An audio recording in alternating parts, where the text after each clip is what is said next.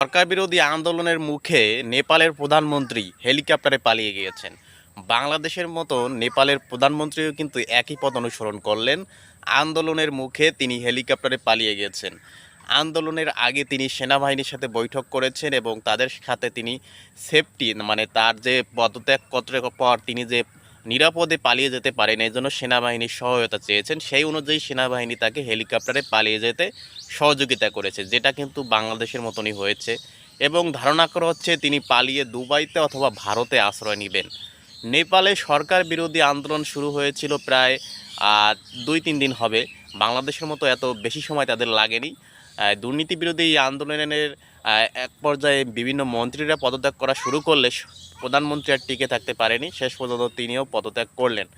বাংলাদেশের আগেও কিন্তু এরকম পদত্যাগ করেছিলেন শ্রীলঙ্কায় প্রধানমন্ত্রী, তারপর বাংলাদেশে, তারপর দেখলাম নেপালে, আবার ইন্দোনেশিয়ায় কিন্তু সেরকম আন্দোলন চলতেছে।